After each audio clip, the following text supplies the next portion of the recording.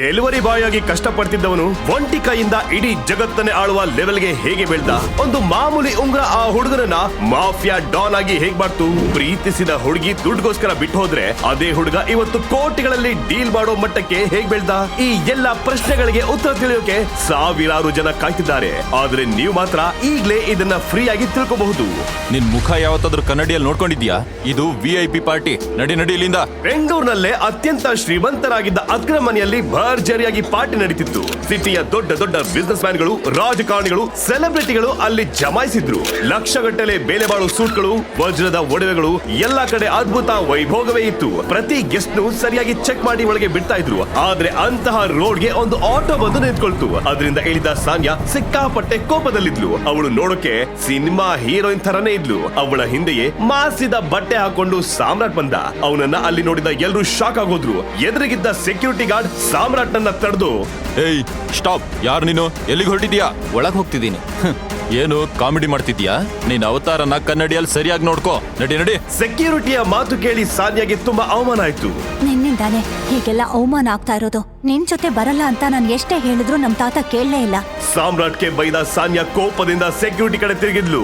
ನೋಡಿ, ನಾನು ದೊಡ್ಡ ಶ್ರೀಮಂತ ಶ್ರೀಕಂಠ ದತ್ತ ಅವರ ಮೊಮ್ಮಗಳು. ಇವನು ನನ್ನ ಹಸ್ಬೆಂಡ್. ನಮ್ಗೆ ಅಕ್ರಮ್ ಅವರ ಪಾರ್ಟಿಗೆ ಇನ್ವಿಟೇಷನ್ ಬಂದಿದೆ ಅಂತ ಹೇಳ್ತಾ ತನ್ನ ಕೈಲಿದ್ದ ಇನ್ವಿಟೇಷನ್ ಕಾರ್ಡ್ ಅನ್ನ ಆ ಸೆಕ್ಯೂರಿಟಿಗೆ ಕೊಡ್ತಾಳೆ. ಇದನ್ನ ನೋಡಿದ ಆ ಸೆಕ್ಯೂರಿಟಿ ಶಾಕ್ ಆಗಿ ಇಬ್ಬರನ್ನು ಒಳ ಕಳಿಸ್ತಾನೆ. 18 ವರ್ಷಗಳ ಹಿಂದೆ ತನ್ನ ತಂದೆಯನ್ನು ಕಳ್ಕೊಂಡ ಸಾಮ್ರಾಟ್ ಅನಾಥಾಶ್ರಮದಲ್ಲಿ ಬೆಳೆದು ಡೆಲಿವರಿ ಬಾಯ್ ಆಗಿ ಕೆಲಸ ಮಾಡ್ತಿದ್ದಾನೆ. ಒಂದು ರಾತ್ರಿ ಕುಡಿದು ಮತ್ತಿನಲ್ಲಿದ್ದಾಗ ಸಾನ್ಯಾಳ ಅಣ್ಣ ಸೂರಜ್ ಪ್ಲಾನ್ ಪ್ರಕಾರ ಸಾನ್ಯಾಳ ಕೋಣೆಯಲ್ಲಿ ಸಾಮ್ರಾಟ್ ನನ್ನ ಬಟ್ಟೆ ಇಲ್ಲದೆ ಮಲಗಿಸ್ತಾನೆ. ಇದ್ಯಾವ ವಿಷಯ ತಿಳಿಯದ ಸಾನ್ಯಾ ತನ್ನ ಅಣ್ಣ ಸೂರಜ್ ನ ಟ್ರಾಪ್ ಗೆ ಬಿದ್ದಳು. ಮರುದಿನ ರೆಡ್ ಹ್ಯಾಂಡ್ ಆಗಿ ಸಿಕ್ಕಿ ಬಿದ್ದದನ್ನ ನೋಡಿದ ಸಾನ್ಯಾಳ ತಾತ ಶ್ರೀಕಂಠದತ್ತ ತಪ್ಪಾಗಿ ತಿಳ್ಕೊಳ್ತಾರೆ.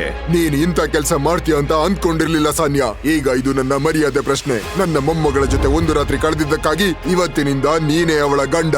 ಹೀಗೆ ಬಲವಂತವಾಗಿ ಸಾಮ್ರಾಟ್ ಜೊತೆ ಸಾನ್ಯಾಳ ಮದುವೆ ನಡೀತು. ತಾತ ಈ ಹೊಸ ಜೋಡಿಯನ್ನ ಅಕ್ರಮ್ ಪಾರ್ಟಿಗೆ ಕಳಿಸಿರ್ತಾರೆ. ಅಷ್ಟರಲ್ಲಿ ಸಾಮ್ರಾಟ್ಗೆ ಆ ಪಾರ್ಟಿಯಲ್ಲಿ ತನ್ನ ಎಕ್ಸ್ ಲವರ್ ವೈಭವಿ ಕಾಣಿಸ್ತಾಳೆ. ಏನು ಡೆಲಿವರಿ ಮಾಡೋದನ್ ಬಿಟ್ಟು ಕೇಟರಿಂಗ್ ಜಾಯಿನ್ ಆಗಿದ್ಯಾ? ಇಲ್ಲ, ನನ್ನ ಹೆಂಡತಿ ಜೊತೆ ಬಂದಿದ್ದೀನಿ. ಆ ಮಾತು ಕೇಳಿ ಅವಳು ಜೋರಾಗಿ ನಗ್ತಾಳೆ. ಅಷ್ಟರಲ್ಲಿ ಪಾರ್ಟಿ ಹೋಸ್ಟ್ ಅಕ್ರಮ್ ಬರ್ತಾನೆ. ಏನ್ ನಡೀತಿದೆ ಇಲ್ಲಿ?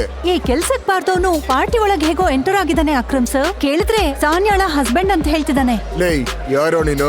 ಅಷ್ಟರಲ್ಲಿ ಸಾನ್ಯಾ ಅಲ್ಲಿಗೆ ಬಂದು, ಇವನು ನನ್ನ ಹಸ್ಬೆಂಡ್. ಆ ಮಾತು ಕೇಳಿ ಪಾರ್ಟಿಗೆ ಬಂದವರೆಲ್ಲ ಶಾಕ್ ಆಗ್ತಾರೆ. ಇಂಥ ವ್ಯಕ್ತಿಯನ್ನ ಅಷ್ಟು ಸುಂದರವಾದ ಹುಡುಗಿ ಯಾಕೆ ಮದುವೆ ಆದ್ಲು ಅಂತ ಯಾರಿಗೂ ಅರ್ಥವಾಗುದಿಲ್ಲ. ಕೆಲವರು ಅಸಹ್ಯವಾಗಿ ನಗ್ತಾರೆ. ನಿನ್ನ ಪಾರ್ಟಿಗೆ ಇನ್ವೈಟ್ ಮಾಡಿಲ್ಲ, ಮರ್ಯಾದೆಯಿಂದ ಹೋಗ್ತಾ ಇರೋ. ಎಲ್ಲರೂ ಸೇರಿ ಸಾಮ್ರಾಟ್ನನ್ನ ಅವಮಾನಿಸಿದ್ರು. ಅವಮಾನದಿಂದ ತಲೆ ತಗ್ಗಿಸಿದ ಸಾಮ್ರಾಟ್ ಹೊರಗೆ ನಡೆಯೋಕೆ ಶುರು ಮಾಡ್ದ. ಹೋಗುತ್ತಿದ್ದ ಸಾಮ್ರಾಟ್ನ ಕೈ ಕಡೆ ನೋಡಿದ ಅಕ್ರಮ್ಗೆ ಒಮ್ಮೆಲೆ ತನ್ನ ಕಾಲ ಕೆಳಗಿನ ನೆಲಾನೇ ಕುಸಿದು ಹೋದಾಗಾಯ್ತು. ಏಯ್, ಅಲ್ಲ ನಿಲ್ಲು. ಸಾಮ್ರಾಟ್ನ ಕೈಯಲ್ಲಿದ್ದ ಉಂಗುರವನ್ನ ಹತ್ತಿರದಿಂದ ನೋಡಿದ ಅಕ್ರಮ್ಗೆ ಹೃದಯವೇ ನಿಂತು ಹೋದಂತಾಯ್ತು. ನಿನ್ನ ಉಂಗ್ರನ ಒಂದ್ಸರಿ ತೋರ್ಸು. ಉಂಗುರವನ್ನ ಟೆಸ್ಟ್ ಮಾಡಿದ ಅಕ್ರಮ್ಗೆ ಒಳಗಡೆ T ಎಂಬ ಅಕ್ಷರ ಕಾಣಿಸ್ತು. ಟೈಗರ್. ಎಮೋಷನಲ್ ಆಗಿ ಅಕ್ರಮ್ ಸಾಮ್ರಾಟ್ನ ಕಾಲುಗಳಿಗೆ ಬಿದ್ಬಿಡ್ತಾನೆ. ನೀವೇ ನಮ್ ಟೈಗರ್ ಅಂತ ಕನ್ಸಲ್ಲೂ ಊಹಿಸಿರ್ಲಿಲ್ಲ. ಟೈಗರ? ನಾನಾ? ಎಸ್, ಕಳೆದ 18 ವರ್ಷಗಳಿಂದ ನಿನಗಾಗಿಯೇ ಹುಡುಕ್ತಿದ್ದೀನಿ. ನಿಮ್ಮ ತಂದೆ ಸಂಜಯ್ ಕಟ್ಟಿರೋ ಸಾವಿರಾರು ಕೋಟಿ ಬೆಲೆ ಬಾಳೋ ಮಾಫಿಯಾ ಸಾಮ್ರಾಜ್ಯಕ್ಕೆ ಏಕೈಕ ವಾರಸುದಾರ ನೀನೇ. ಅಕ್ರಮ್ನ ಬಿಹೇವಿಯರ್ ನೋಡಿ ಅಲ್ಲಿದ್ದವ್ರಿಗೆಲ್ಲ ಶಾಕ್ ಆಗುತ್ತೆ. ಇಂಪಾಸಿಬಲ್, ಏನ್ ನಡೀತಿದೆ ಇಲ್ಲಿ? ಅಕ್ರಮ್ ಸರ್ನ ಹೀಗೆ ನಾನು ಯಾವತ್ತೂ ನೋಡಿಲ್ಲ. ಇವ್ನ್ ಯಾರೋ ಸಾಮಾನ್ಯದವನ್ ತರ ಕಾಣ್ತಿಲ್ಲ. ಭಿಕ್ಷುಕ ಅಂತ ಬಯಸ್ಕೊಳ್ತಿದ್ದವನೇ ಸಾವಿರಾರು ಕೋಟಿ ಮಾಫಿಯಾ ಸಾಮ್ರಾಜ್ಯದ ವಾರಸುದಾರ ಅಂತ ತಿಳಿದು ಒಮ್ಮೆಲೆ ಎಲ್ರು ಶಾಕ್ ಆಗ್ತಾರೆ.